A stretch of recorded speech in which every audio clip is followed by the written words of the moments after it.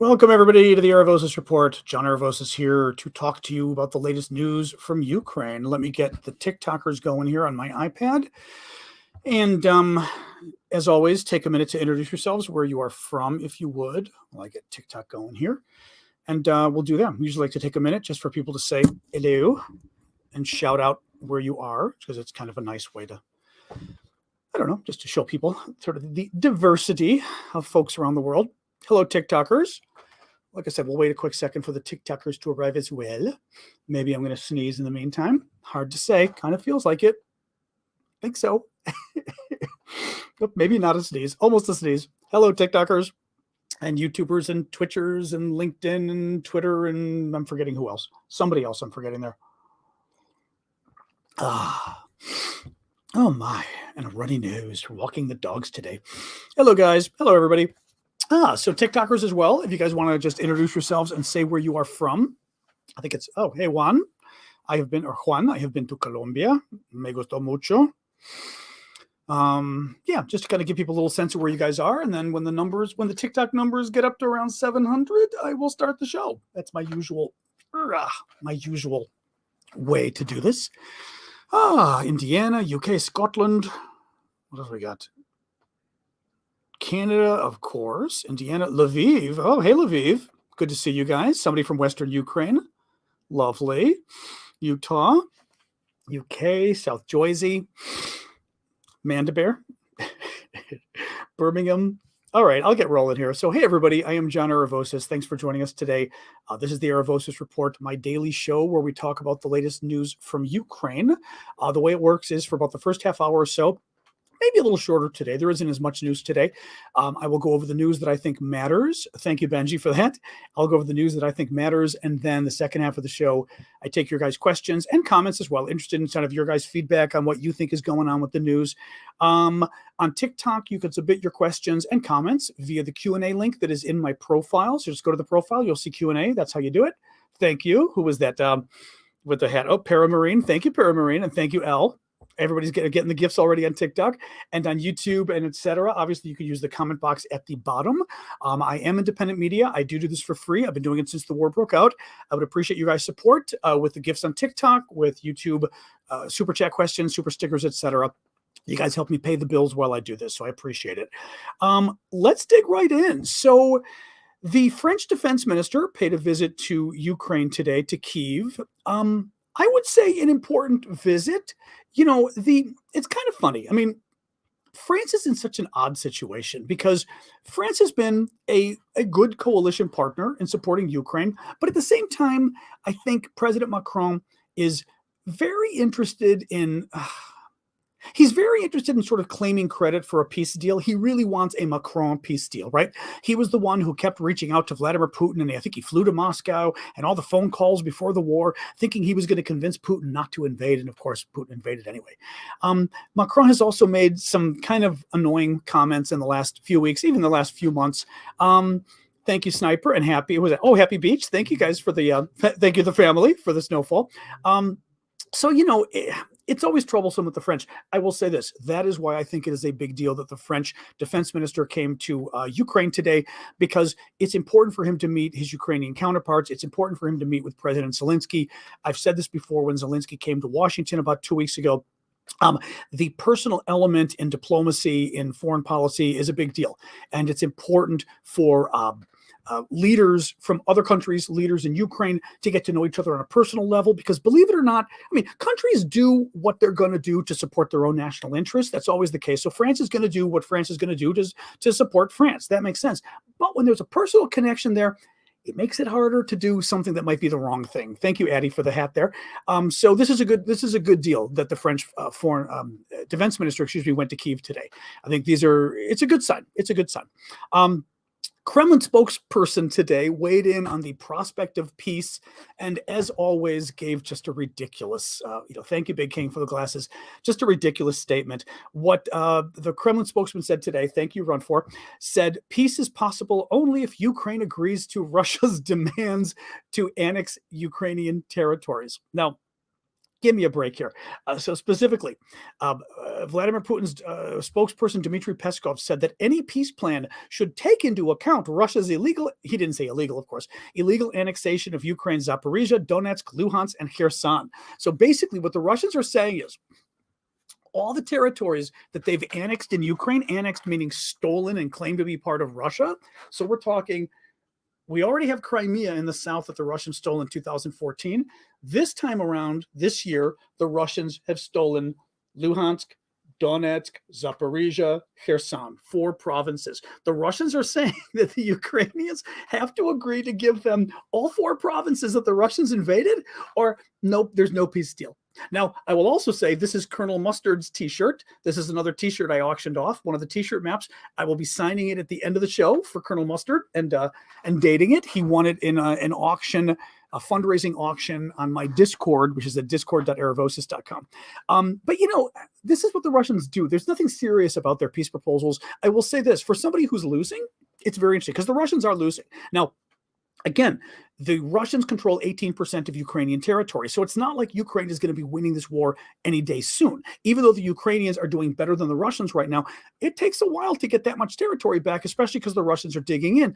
But I think the Russians are losing, and I think the Russians will eventually lose if we keep supporting Ukraine. And that's why it's not frustrating, but it's just almost comical to hear the Russians talk about, you know, there will be no peace deal unless you give us all the land that we've invaded and let us make it part of Russia. Well, that ain't going to happen, Moscow. Sky News reported an interesting story today, and I'm bringing this up because they did not mention a little tidbit I saw a month ago with this story. Listen to this. So, Britain, the United Kingdom, is going to send Sea King helicopters to Ukraine.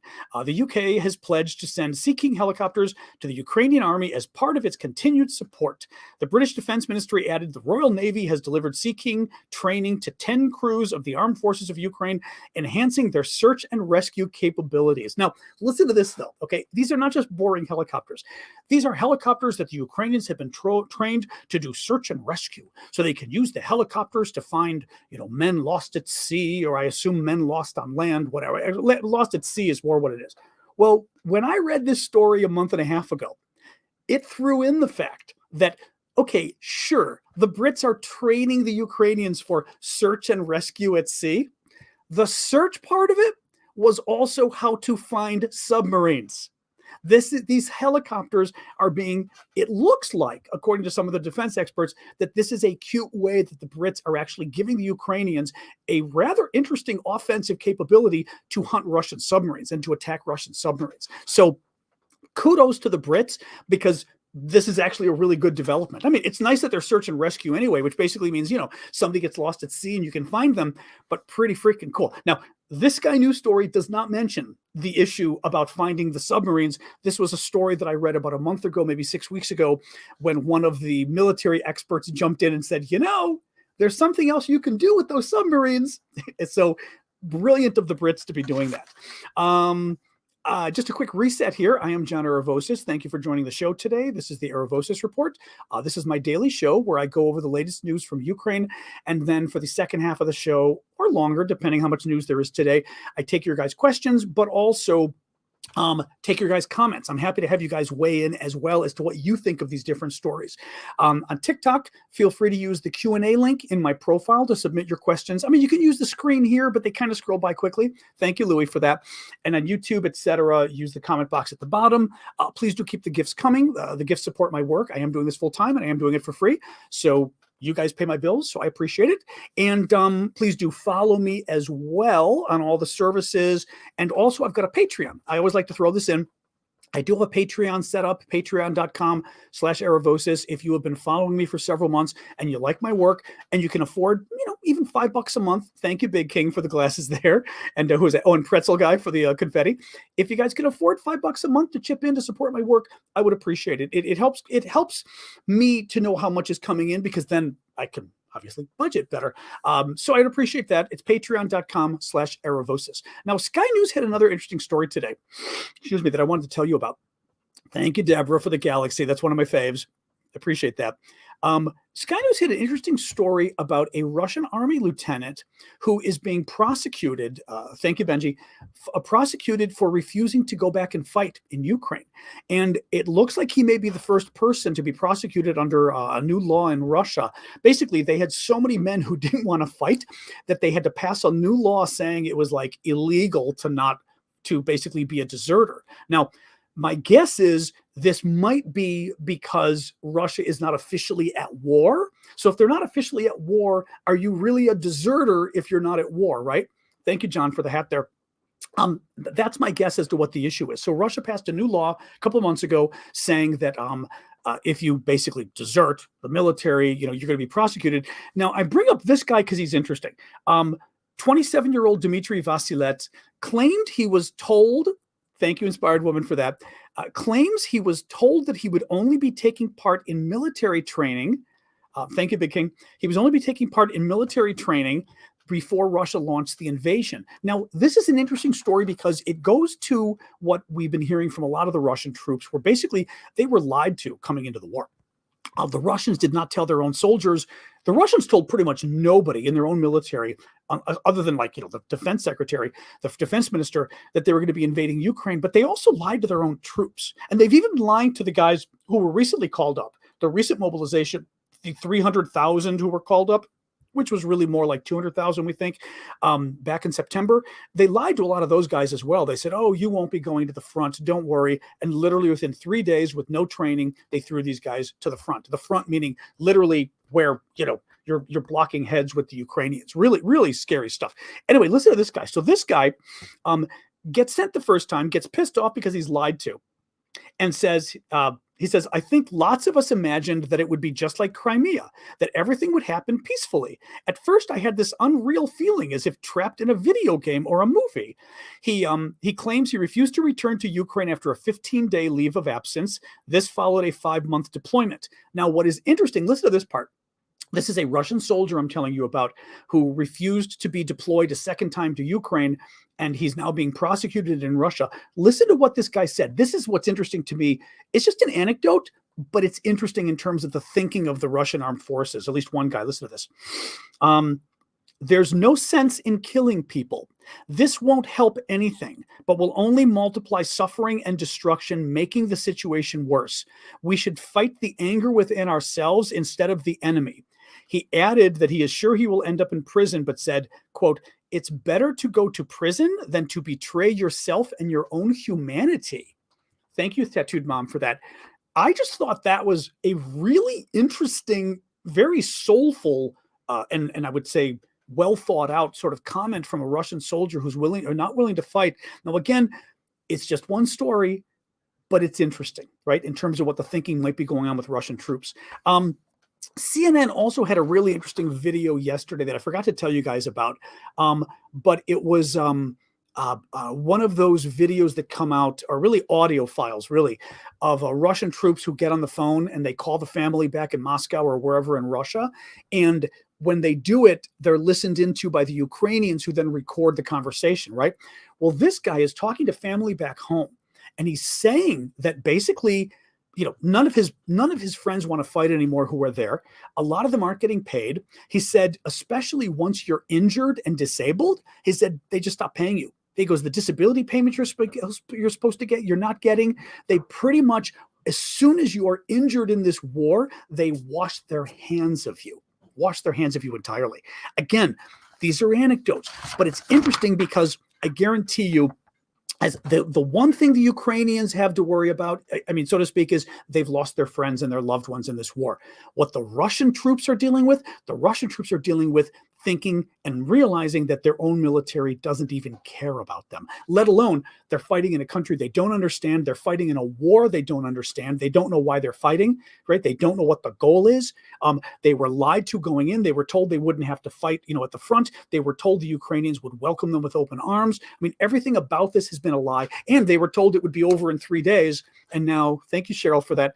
And now we're over 300 days into the war, 10 months into the war. And it ain't ending anytime soon. And actually, the Ukrainians are doing pretty well. Thank you, McFadge, for the galaxy there. Oh, this is a good. Oh, thank you. That I heard the ka-ching there.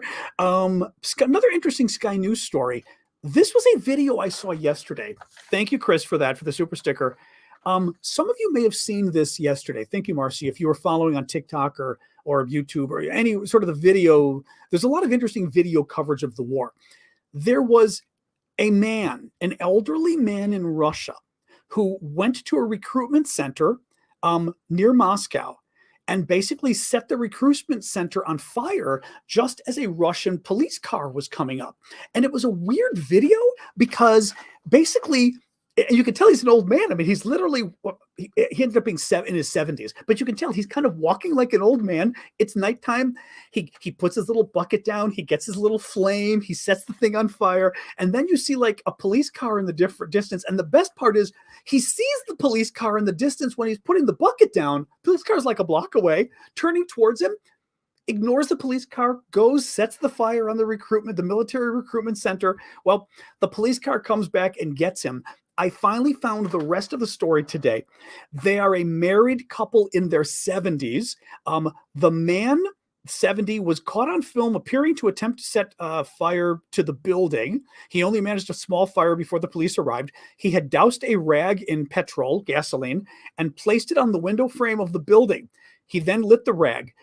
It was alleged the footage was shot by his wife who was 76 years old. So this guy is in his 70s. He's got his 76-year-old wife shooting the video, which I just love the whole concept here of this elderly retired couple. Oh, thank you, Tattooed Mom. Oh, that's a nice one. I appreciate that. That's a generous one. I mean, I appreciate all of them, but I know that was particularly generous. Thank you. I just think it's a wonderful story. And again, these are anecdotes, but I like the individual anecdotes that, look, I am the last person who's going to defend the Russians here, but I think it's nice when we can occasionally find some Russians who are doing the right thing, who are, coming from the right place, who have the right kind of heart in all of this. I'm not convinced there's enough of them, but there are some, and it's nice to see. Quick reset here. I am John Aravosis. This is the Aravosis Report. This is my daily show where we talk about the latest news from Ukraine. And first half hour of the show, a little less today, actually, because there isn't as much news today. There really wasn't that much. When I say news, I mean news that's interesting and useful. There were a lot of more drones.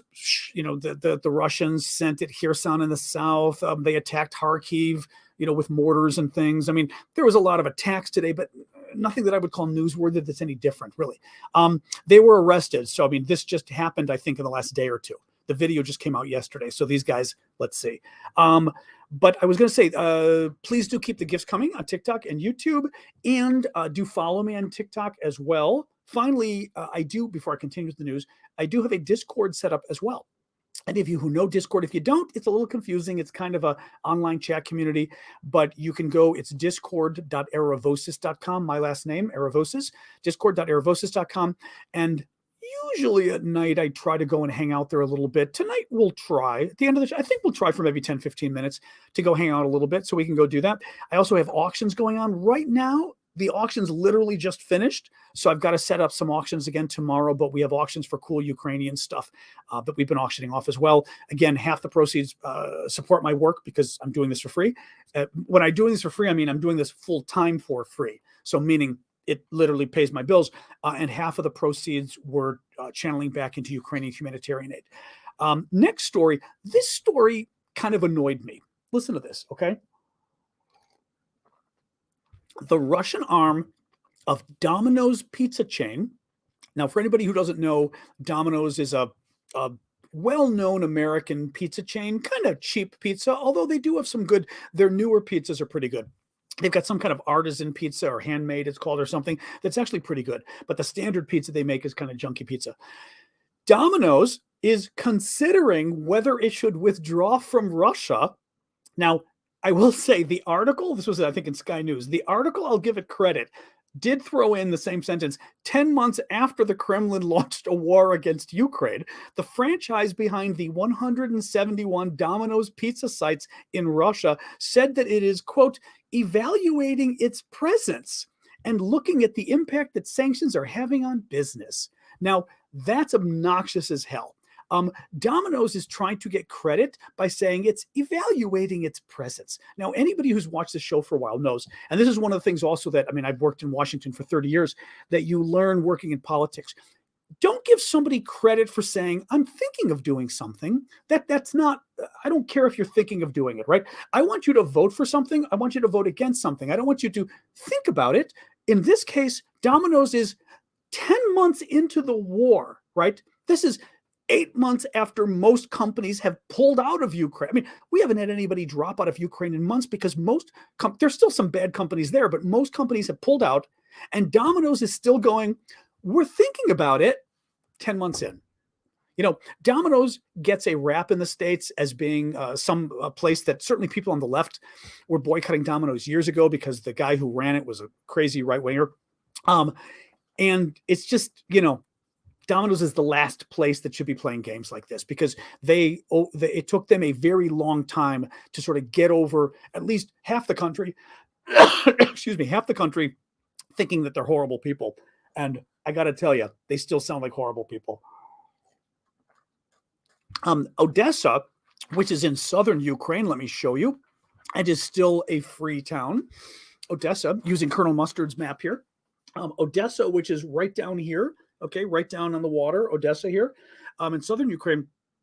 Odessa began today dismantling a statue and a monument to Catherine the Great. Now, just to read this a little bit, local media reported that the dismantling of the monument to Catherine the Great, Catherine II, started on the morning of December 28th. That would be this morning. The monument, now, the history I thought was very interesting here, okay? This, again, I think was from Sky News. This is interesting history. The monument was first installed in 1900, okay? It was then removed by the Bolsheviks, which was the communist revolution, in the 1920s. So it's installed in the 1900s, right, by I think probably the Russian Tsar back then. Then the Bolsheviks, the communists, come in, they remove it in the 1920s because I guess they figure she's, you know, emblematic of the aristocracy. It was then, and this is the interesting thing to me, it was then reinstalled in 2007. Now I mean, I'd be curious, any Ukrainians out there could maybe explain to us why, because 2007 is long after Ukraine became independent from the Soviet Union, right? The Soviet Union dissolved more or less, what was it, 1991 or so? So you're talking 16 years later, the Ukrainians put up a statue to Catherine the Great. Well, since that time, especially now with the repeated Russian invasions and the war since 2014, the Ukrainians have been agitating to take the statue down, and they are. They're going to be putting it in a local museum, which is good. You know, I see Curtis is saying Catherine the Great created Odessa. But what interests me is that clearly now the Ukrainians feel that it is inappropriate to have a statue of Catherine the Great. But in 2007, they actually put it back up, right? Now, mind you, 2007, the Russians hadn't yet invaded. The Russians invaded in 2014 for the first time, but it's still, it's interesting in terms of, actually, what I will say, this goes to an interesting question somebody raised yesterday during our question and answer period. Somebody was asking me my thoughts on how Russia's invasion is going to change the culture in Ukraine in terms of, you know, their relationship with Russia. And we talked about, for example, how Christmas, the Ukrainians are now basically trying to switch from celebrating Christmas on January 7th, which is when the Russians do it, to celebrating on December 25th, which is when many, if not most of Christians around the world, but even Christians of the Orthodox Christianity, Eastern Orthodox faith, the Greeks, the Bulgarians, right, everybody else, when they celebrated on December 25th. And that's the moving away from Russia cultural aspect of it. And the language, we talked also about how Ukrainians, a lot of Ukrainians spoke Russian, still do, right, in Eastern Ukraine especially. It was once considered, you were considered a hillbilly, a redneck, I'm trying to think of what the word is. I mean, these are sort of pejoratives we use in English. A country bumpkin, right? Somebody from the farm, but meaning in a pejorative sense. An uneducated local person from the farm. If you spoke Ukrainian, right? In Ukraine, you were supposed to speak Russian. because the educated people spoke Russian. They didn't speak that dirty language Ukrainian. Well, this was the sort of Russian cultural imperialism that you used to have in Ukraine. Well, this year especially, a lot of Ukrainians are finally just refusing to speak Russian anymore. And I mean, the ones who can, because some people really, a peasant, yeah, actually, that's a good word. The peasant, I think, was the word I was looking for. Thank you. No, peasant, I was trying to find a word that wasn't as pejorative, but was accurate. Peasant is the good word. This idea of you're this poor person from the middle of nowhere. You're not like a big city person who speaks Russian, right? So anyway, what is interesting to me, as I said, is that if you think back to 2007, and that there were Ukrainians who wanted a statue of Catherine the Great, and that statue had been hidden for 80 years because the communists put it away, and the Ukrainians wanted to honor Catherine the Great, who was a Russian, right? But now the Ukrainians themselves, after the Russian invasion, and mind you, the Russian invasion has been going on since 2014. It didn't just start this year. They're like, enough of this. It's too Russian for us. Now, actually, Otanbot is weighing in about this. Oh, he's got a little more detail on it. I'm assuming one second, let me read this. Excuse me. The statue is being protected by a recently erected sarcophagus to prevent damage from Russian shelling or attacks. A petition calling for the statue's removal gathered 25,000 signatures and was passed along to the city council for consideration by President Zelensky, who emphasized the importance of protecting national interest and creating public spaces free from objects associated with Russian and Soviet imperial history. So you see, it's really interesting. I mean, I like this stuff because it's fascinating to me, sort of how history changes, how interpretations of histories change, but also how just a culture in a country changes, and how I'll let it go because I think it's an interesting story that, as I said, back in 2007. This was considered a proud part of Ukrainian history that Ukrainians asked for the statue to be put up again. And now, 15 years later, 16 years later, Ukrainians are saying, get rid of the damn thing. It reminds us of the Russians. So the Russians have really shot themselves in the foot here, clearly. Little Chube has a question or a comment. Oh, another comment. A lot of you know these statues. I'm impressed. The statue in 2007 was sponsored by Russian. The statue in 2007 was sponsored by Russian money in an attempt to bring Odessa mentally back to Russia. They were hoping to destabilize it to annex in 2014. Oh, okay. That's very interesting. Thank you, Benji, for the gift there. Okay, so if that's the case, then basically this was a not so subtle attempt by Russian interests to try to, prepare Odessa to be taken over by it was basically Russian cultural imperialism that brought the statue back. Now, I will say one thing that's interesting in that regard is we here in the States, we've had a lot of discussion. Thank you here, the L for the heart there. We've had a lot of debate over monuments and things to the Civil War. The Civil War, 1860 or 61, I always forget, but to 1865, so the early 1860s, when the North and the South went to war in America. Big, horrific war. What was it, 500,000 dead? I'm trying to think. It was, the number of dead was huge, absolutely huge. Huge numbers for today, let alone back then, right? Because you're talking the 1860s. What was interesting is a lot of these statues, you will find, thank you, Heather, some of these statues, 600,000 to 750, some folks are saying, 1861, thank you, Paramarine. So yeah, 600,000, 700,000, that's an amazing number of dead back in 1860 in what was then a much smaller country, right? America's population in 1860, let me look here. What was the population of America in 1860? Jesus, 27 million, excluding slaves, 27 million. Okay, 27 million, and we had over 500,000 deaths. This shows you what a big deal was, right? 55,000 dead in 3 days following Gettysburg. Anyway, you get the idea. What was interesting is what they found was a number of the statues. Now, you had statues in the South, which kind of makes sense that they wanted statues, but there were statues in weird places like, out in California, out in Arizona, states that didn't even exist when the Civil War happened. And a lot of us were going, why was there a Civil War monument out in California? Well, what happened was, and this, I believe, was around the 1900s, there was a group that got together, and it was pretty much trying to rewrite the history of the Civil War. And it wanted to get these monuments to the South all over America. Thank you, Loyalty. Even in states that, like I said, didn't even exist. I mean, California existed for the gold rush. It existed in that sense. But I mean, a lot of these states didn't exist in 1860. I mean, California was there for the gold rush and everything, obviously, but it's similar. So in other words, I'm just tying this back to the Ukraine story, where somebody was saying that this statue of Catherine the Great was part of a Russian imperialist effort to try to change people's mentality into thinking Odessa is Ukraine. The same thing was being done here with the Civil War statues. A lot of them were Daughters of the Confederacy. Was that it? Yeah, it figures that would be them.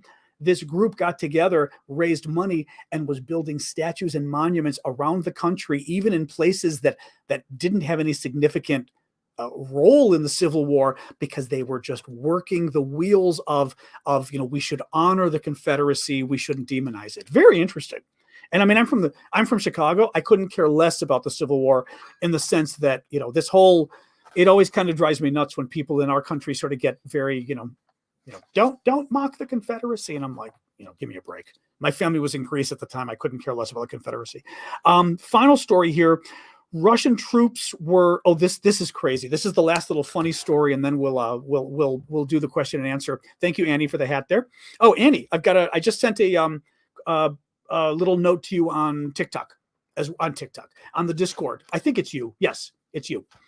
Actually, I think if I recall correctly, the final auction ended and nobody met the minimum, but I'm offering it to you anyway for the price you bid, the silver shirt. If you're the one, I think you're the one I'm thinking of. If so, go check it out. You don't have to, but if you want it, it's yours for the bid you put in there. Take a look. So listen to this. This story was bizarre today, but it's also interesting because I think of what it says.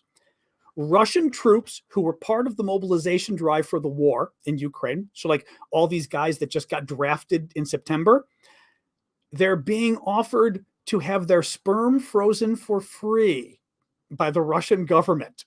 Now, what is underpinning that is, we're drafting you and you're going to die.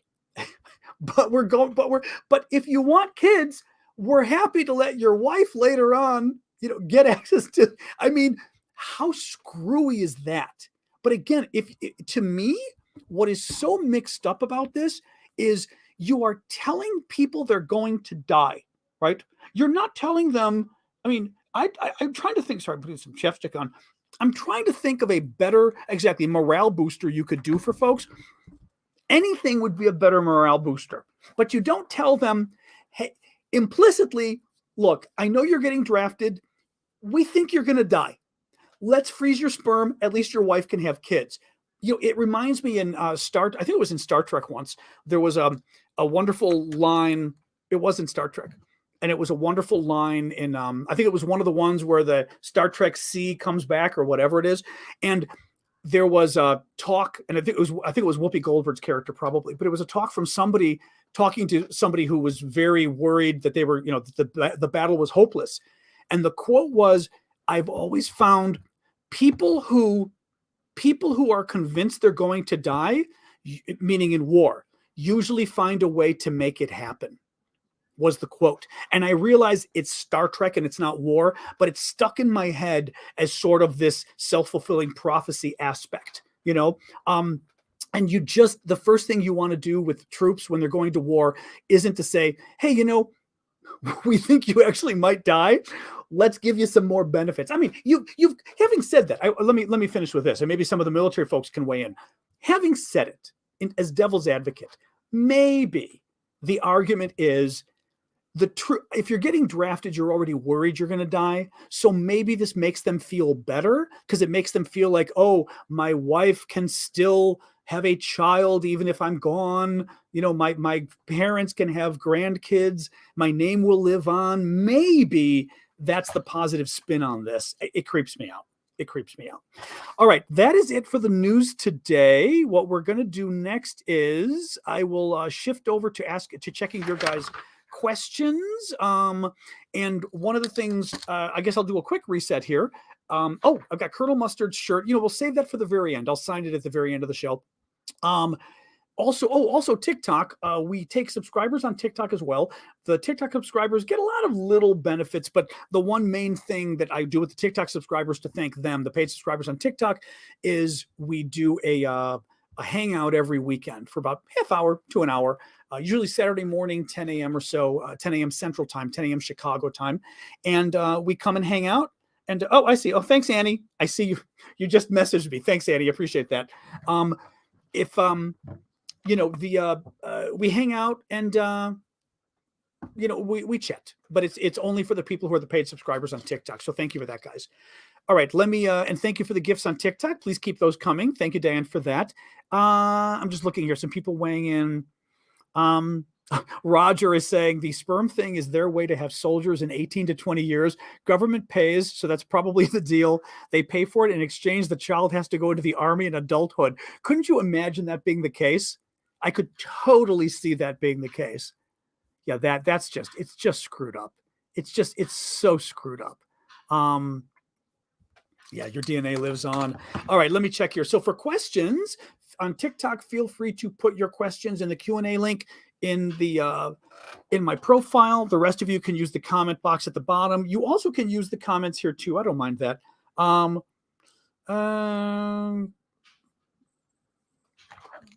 Death and taxes, exactly. The Russians are pulling back. The Russians might be pulling back a little bit from. I see somebody talking about pulling back. I'm going to assume the person may be talking about Bakhmut. There wasn't a lot of news today about Bakhmut, which is why I didn't mention it, but I will bring it up at least with Colonel Mustard's t-shirt. Bakhmut is a town more or less here where my finger is, kind of between Kramatorsk and Severodonetsk, more or less, here in the eastern Ukraine. It is occupied by it is not occupied by the Russians. It is free Ukraine, and the Russians have been attacking it for like 6 months now, trying to take it over. Now, what is been Bakhmut is important. Bakhmut is not important. Excuse me. Bakhmut is not important. The Russians have been taking it over because of a kind of I'm trying to find a polite way of saying this. The Wagner mercenary group is competing with regular soldiers in the the Ministry of Defense in Russia. And the Wagner group thinks that it's got to win Bakhmut because it spent so much time. It spent 6 months trying to take the town, that if it pulls out now and loses, exactly, as GCAT just said on TikTok, it's ego. It's ego. And it's pretty sad that you've got a modern military that has been fighting a battle for 6 months over their ego, rather than pulling out and going, this stupid town doesn't matter. Nonetheless, that's what Russia's doing. What is interesting is the news today was that the Russians appear to be pulling some of their citizens out who had moved to the town early on, or moved in the area early on. Their citizens are fleeing. Wait, I'm trying to think. Wait. Bakhmut and Kremina. No, this was Bakhmut. I believe this was Bakhmut. You've got some of the Russians in the area around Bakhmut. Their own citizens are being moved out. Some of the Russian command headquarters looks like it's being moved out as well from Bakhmut, I believe. I've got to double check because now I'm worrying that this might be Kremina. Is that Kremina? It is Kremina. I think I'm mixing up the two. I mean, I know the difference, but I think I'm talking about Kremina. Kremina is another town just north of there. It's not far at all. And the Russians and the Ukrainians are fighting for that town too. In Kremina, the Russians occupy and the Ukrainians are attacking. In Bakhmut, the Ukrainians occupy and the Russians are attacking. Okay, it is Kremina. Thank you. Mr. White is telling me here as well. It's Kremina. That's where I was going to say there was a little news today. In Kremina, which the Russians occupy and the Ukrainians are attacking. It's Ukrainian land, of course. Thank you, Ben. The Russians have now pulled some of their citizens that they had moved in there, and the Russians have now moved their command center further to the east. And the thought is that it's the Russians basically indicating that they're afraid they're going to lose this town, and this town is a big deal. This town is actually very important. So, sorry for mixing the two up. I had read the news today and was forgetting which one. as I said, Bakhmut's maybe here, Kremina just a little bit further north. They're both here in the east. Kremina is super important because the Ukrainians would use it to go further east and hopefully interdict the Russian supply lines that are coming here and supplying their whole eastern, their whole eastern flank of their movement. So big deal there.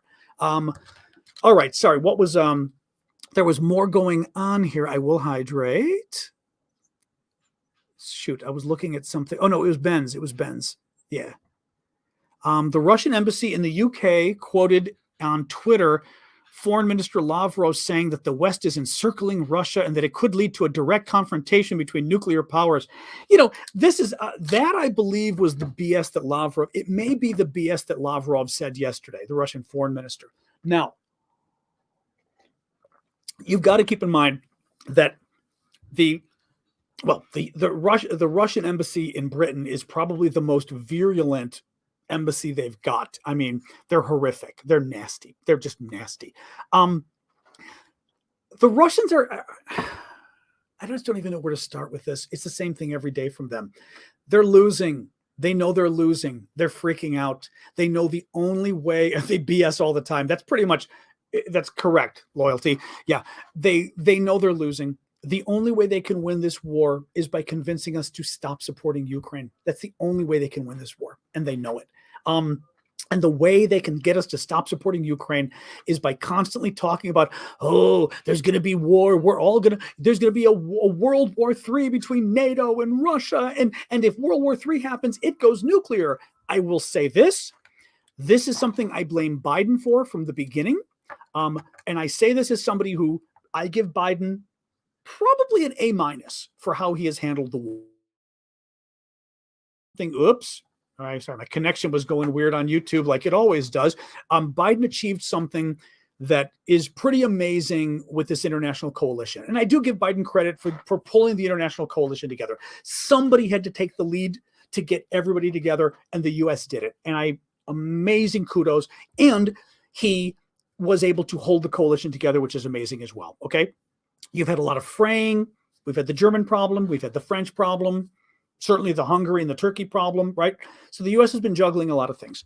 And of course, we've had help with a lot of great allies, the Brits, the Baltics, the Poles, among others, right? And new allies like the Swedes. Well, new allies, new NATO allies, not new allies, but new NATO allies like the Swedes and the Finns. I'm trying. It's funny. I was like, I go on these little things and then I forget the original question. This was yours with what they're saying. The Russians know that it's hard to pull this coalition together. Biden, unfortunately, from the beginning, talked about World War III and kept talking about World War III, and we can't give Ukraine jets, because if we give them jets, the Russians could get upset and fight and attack us, and it would be World War III. And we can't give them tanks because it would be World War III. Biden's argument from the beginning, and again, he may have been right, he may have been wrong, but he was wrong to say it publicly. I said from the beginning that if you tell the Russians publicly that if we get into a war with Russia, it's going to be World War III and we're all going to die. So we have to do everything possible to avoid a war between the superpowers. If you say that publicly as the United States, Russia is going to hear it and say, I need to do everything. I'm Russia now. I need to do everything possible to make President Biden think that we are going to war with him, that every move he makes, he's creating war between Russia and Ukraine, and therefore the world will end, because Biden already said if Russia and not Russia and Ukraine, if Russia and America go to war, it's World War III, it's nuclear, and the world ends. So it's my job as the Russians to convince Biden that anything he does will cause World War III. That's what the Russians are doing. This is what they're saying. Every day you can look at the Russians' comments and you can reverse engineer what I'm telling you. The most recent one was this: Russia's being surrounded and it's going to lead to a direct confrontation between the nuclear powers. They mentioned nuclear for a reason, right? They're saying that everything you're doing is going to do this. I mean, I just think it is insane. It just, whatever. It just pisses me off because we know what the Russians are up to. They're trying to scare us. They're trying to scare us. And I just wish, I get why we don't do it, but I wish at some point somebody would just respond to them and go, you know what, shut up. Seriously, just shut up. The reason you're surrounded is because literally you ran a dictatorship. You ran a dictatorship for, well, hell, you've had a dictatorship for several hundred years, abusing your neighbors. And then you had a really particularly bad one from the 1920s to 1991, where you not only ate a bunch of your neighbors and abused them, but then you pretty much kidnapped the rest of your neighbors in Europe as well, half of them, and abused them for 50 years by holding them hostage in Eastern Europe. So that's why everybody who then left has been just like running to NATO and running anywhere they can to get away from you, because you've abused so many countries in the world. So don't tell us about how you're surrounded by countries who don't like you. You're surrounded by countries who don't like you because you're not very likable. I mean, oh God, it's just Biden's not to blame for. Biden is to blame, unfortunately, for letting the mentality sink in. I think we have made it too clear to the Russians that we're afraid of them, and afraid of all this bullshit coming from them. And you need somebody who's just a little more mature, who says, you know what, Anyway, so annoying. Harvey is in the building. Hello, Harvey. Thank you for joining us. Yes, Spock would raise an eyebrow. That is very true. The NATO group was ripping apart the Russian embassy in the UK in the comments. Oh, I can only imagine, right? What else we got here? Russia's like a toxic boyfriend. The thing that makes me sad, as I said, Russia is not a European country, and they've got problems. I mean, I think there's a problem of mentality there. It's just, I don't know, but I've always been, I mean, I grew up in the era of the Soviet Union, and I have always been very harsh on standing up to the Soviets and standing up to the Russians. I don't think you can do anything else. I really don't. Never, that's my take on it. All right, sorry, let me pull up your questions here on TikTok. I'll do a quick little reset again. I am John Aravosis. This is the Aravosis Report. This is my daily show every night, 6 p.m. Eastern, Monday to Friday, and where I talk about the latest news from Ukraine, and then do your guys' questions. So right now we're in the question period for the second half of the show, and you can submit questions on TikTok via the Q&A link in my profile on TikTok. You can submit them on YouTube and everywhere else in the comment box at the bottom. Please do keep the gifts coming on TikTok and YouTube as well. I do this full time. I am independent media, doing this for free, and your guys' gifts pay the bills. So I very much appreciate it. Let me look here, and please do follow me on TikTok as well and on YouTube. That's always very helpful too. All right. Let me look here.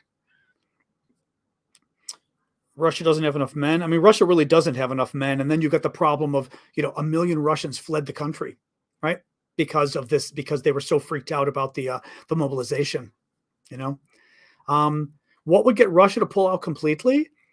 It's tough. I mean, it's tough because, look, potentially you may want to bribe the Russians to pull out. I mean, I'm not opposed to that, right? I mean, negotiations are about trying, either negotiations are about beating somebody utterly, like we beat Japan and Germany. We beat Japan and Germany utterly, so they didn't have a choice but to surrender unconditionally, right? But that's unusual. Or you've got to sort of end the war and, in a way, try to not keep everybody happy, but you know what I mean? I mean, right? I mean, World War I didn't go so well for the Germans either, but generally speaking, so I'm not opposed to finding a way of making the Russians happy. The problem is there's no way of making the Russians happy that is reasonable. You know what I mean? The Russians want Ukraine. The Russians didn't invade Ukraine because they were afraid about their security. The Russians invaded Ukraine because the Russians, I think, historically and I think you see this with a lot of countries and people. For a country that talks so much about its superiority, culturally and militarily and everything else, I think Russia comes across as an incredibly insecure.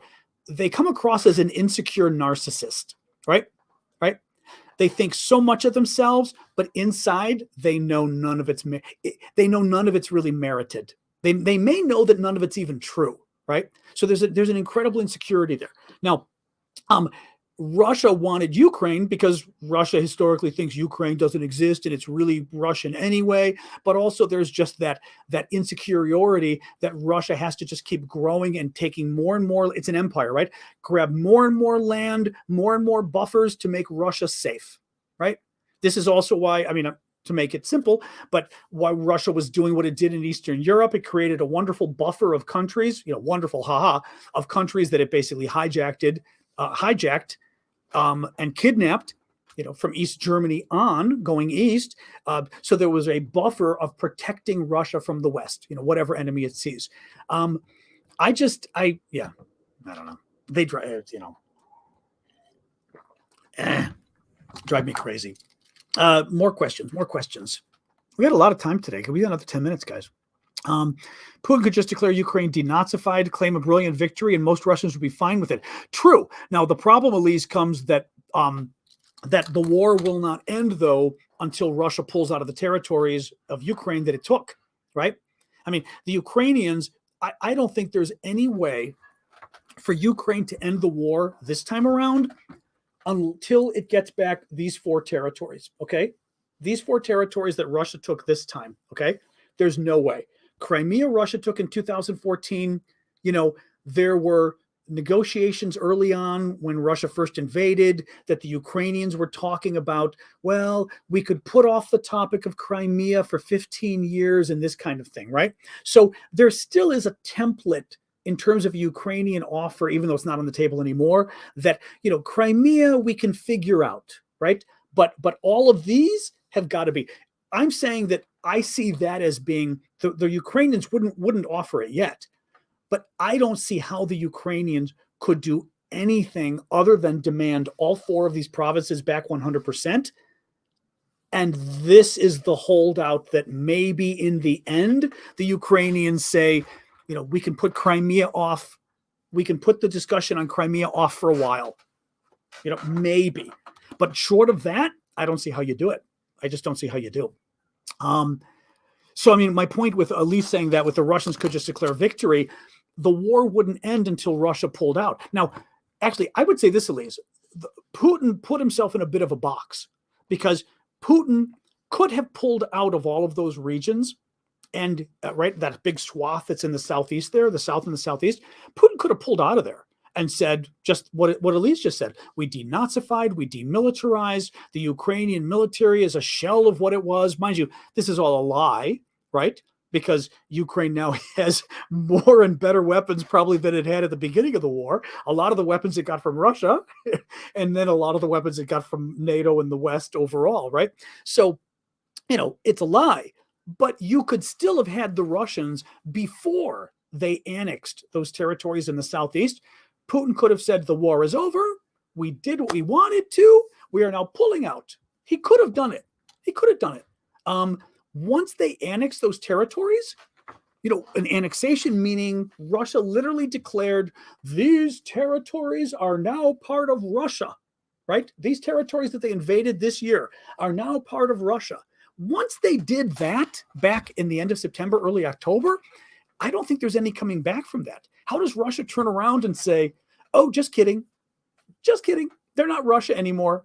I mean, even for negotiating, it makes it hard because in a negotiation, how does Putin sit there and say, I gave up land that's Russian? Now, I will say this. I think that from a Russian perspective, forget Putin. The Russian people don't think those territories are Russian. I don't think they do. I mean, they know what it is. They know it's not really Russian. They know that sure, the Russians invaded, the Russians are occupying, they're starting to lose. And as an act of desperation, the Russians claimed, oh, we're annexing those 4 areas. But I think the Russian people themselves know that's not really Russia. Maybe it'll become Russia someday when the war ends, if Russia wins the war. But right now, it's not Russia. So Putin probably could give those territories back because the Russian people would go, it's not Russia anyway. So, I mean, politically, maybe he could. I don't know. Leaving Crimea in Russian hands would leave a permanent backdoor for invasions from their fleet. Of course it would. Ukraine needs to take it back or turn it into a demilitarized zone. I'm with you. I was talking about what would be a possible settlement Russia would accept. But, I'm with you. I'm with you.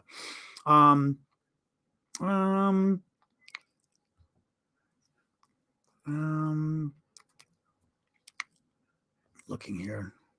If the Wagner Group does a coup, do you think they would use tactical nuclear weapons?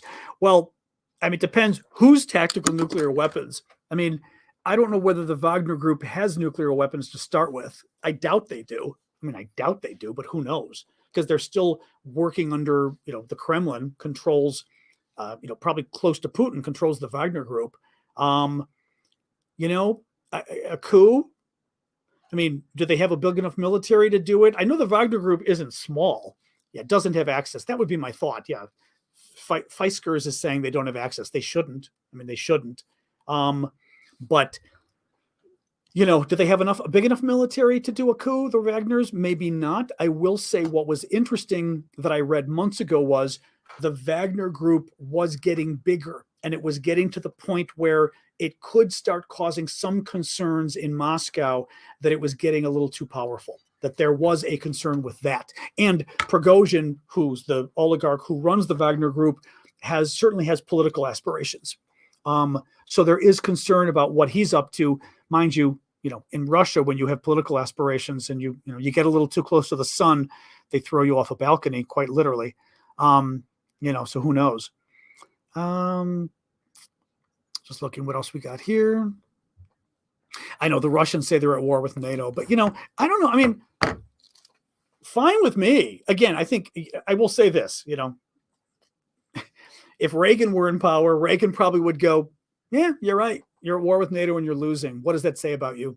The fact that the Russians keep talking about they're at war with NATO, and when they say that, they're using it as an excuse for how poorly they're doing. Well, you've got to understand, Ukraine is using NATO weapons. I wish somebody from NATO would turn around and go, what an admission that the way you're explaining to your people why you're losing is saying, well, of course we're losing. We're fighting NATO. In other words, NATO's great. We suck. Is what you're telling people in your own country. That's one hell of an admission from the Russians, and they keep doing it. And I wish somebody would call them on it publicly and go, you're admitting that NATO is better than you. Mind you, it's not even NATO. It's NATO's weapons are better than you, right?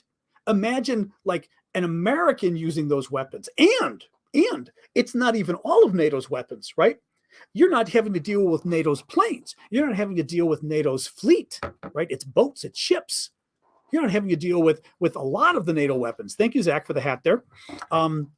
So very interesting, but exactly. They like admitting they have worse equipment, with Domenichini saying, yep.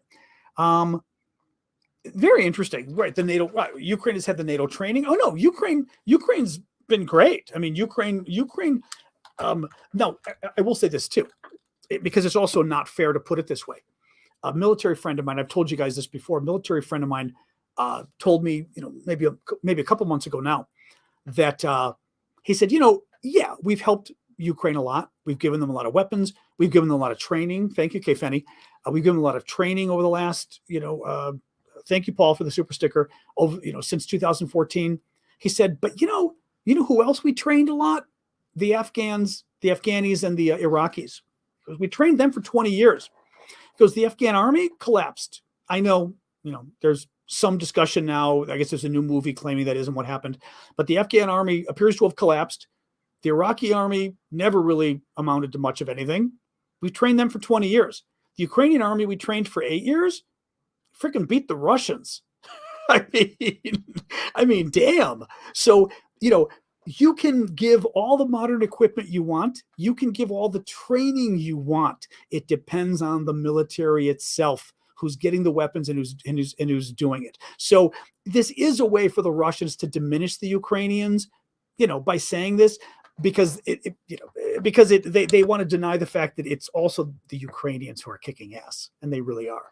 But if they want to blame NATO, it's fine with me because, as I said, I turn around and go, okay, so you're admitting NATO is better than you. Okay, great. Also, if you're admitting NATO is better than you, then why do you keep threatening war with NATO, right? I mean, actually, there's my response to the Russian quotes. We keep talking about these Russian quotes, like the recent quote again from the foreign minister that, oh, the danger is greater than ever for a conventional war with breaking out between Russia and America. I feel like going, you're the ones who keep saying how much it sucks that you're at war with NATO. Yeah, you're already at war with NATO because our weapons are kicking your butt, right? Well, then you should be the ones who are really afraid of a war breaking out between NATO and Russia because just our weapons alone are kicking your butt. Imagine if all of our weapons went after you and if all of our militaries went after you, because you admit you can't even handle some of our weapons in the hands of the Ukrainians and you're losing. But again, it just drives me nuts. I wish somebody would respond. Buying everyone a drink. John, map, please. All right. We got a request for the map. Yep. Actually, we're almost there. Oh, we are at 6 o'clock. All right. I'm going to sign the map here. Let me do it. Well, I'll sign the map and then we'll do a quick recap. Thank you for the hat there, Charles. So the deal is I've been getting several of these maps and auctioning them off on our Discord, discord.aravosis.com. And previous one was Melissa. This one is Colonel Mustard. And I am signing and dating. Oh, thank you, Annie. I am signing and dating the map as a souvenir after they had purchased it at auction with the proceeds going to Ukraine, half to Ukraine and then half to support my work. Today is the 28th. All right. And we figured out last time the best thing to do was to sign it on the Ukraine itself. So that's what I'm doing here. All right. I'm even signing a little bigger here-ish. Maybe not too big. Boom. And 12/28/22. 12/28. Boom. 22. There we go. And again, in person, it's a little easier. It's a little harder to tell on here. Trust me, in person, it's a little... You can see. You got to get just the right angle there. You can see when I go sideways. You can see it in person. You got to get the right angle. It's magnetic silver. It's metallic silver. So there you go, Mustard. You got your shirt. And thank you, by the way. Woo-woo! All right, I'll do the quick recap of the stories we covered today. And then I need to check because I may be going to dinner because my nephew is making my friend David Leibowitz's mustard chicken recipe. My nephew likes it and wanted to try doing it himself. So I gave him the recipe today. So he's cooking it, but I want to see how much longer we've got. And then I'll come back, but we'll probably do the Discord. So the news we covered today, the French defense minister is in Kyiv. Kremlin spokesman says that peace is only possible if Ukraine gives up all of the territory. If Ukraine, lets all the territory that the Russians have already invaded become part of Russia, which is never going to happen. Sky News says the UK is sending Sea King helicopters to Ukraine, which is interesting because the story that I read last month about that or so said that those helicopters might actually be used for submarine hunting, which is very interesting. A senior lieutenant in the Russian army has been charged for refusing to return to fight in Ukraine. This appears to be the first use of this new legislation making it illegal for these men to desert to the special military operation.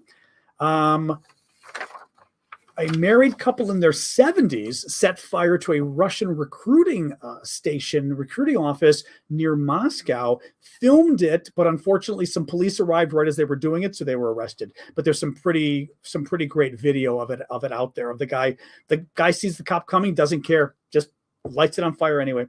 The Russian arm of pizza chain Domino's is considering whether it should withdraw from Russia 10 months into the war, and they didn't even announce that they are withdrawing. They announced that they're considering it. Real profile and courage there, Domino's. The Ukrainian city of Odessa began dismantling a monument to Catherine the Great, which is part of its de-Russification of Ukraine. And finally, Russian troops who were part of the mobilization in September were told that they can get their sperm frozen for free, which to me sounds like a really not very subtle way of telling Russian troops you're going to die in Ukraine. I don't think that's the best thing to be telling people, but what do I know? All right, guys, thank you so much for joining me today. As I said, well, you know what I'll do?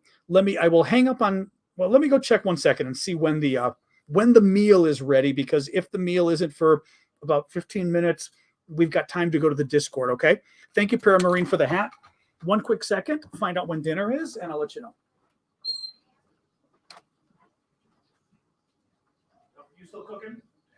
Yeah. Yeah. That's right. Yeah, I still have my big head, but I'll keep going. Yeah, you pretty much just, you want it right where you are. Okay, good. I'll hold it then. Oh, yeah. I'll serve for you. So that's not worrying about, yeah. You do want to be careful. You don't want to smoke. Yeah, no, that's not. But yeah, you might want to do that. Keep an eye on it, though. Okay, meal is going slowly. My nephew was napping and overslept, so dinner is not coming anytime soon. So I've got time to go over to the Discord. Because I know the recipe he's making. I'm like, you're still browning the chicken? So that's going to take a while. All right, guys. Let me go. I will go. Thank you, Hazel, for that. Oh, that's it. Oh, I don't remember that. Oh, that's cool. I don't think I've seen that one before. That was very cool, Hazel. Thank you. And Dawn, thank you for the goggles. That was neat, Hazel. Thank you for that. All right, guys, let's get rolling. We go to the Discord for 10, 15 minutes. Oh, Sasha's needing to go pee too. All right, I'm coming. All right, let me hang up with you all. I will go to the Discord in a minute or two, and Sasha's needing to pee. So let me go first, and then I'll see you over at the Discord. Discord.erevosis.com.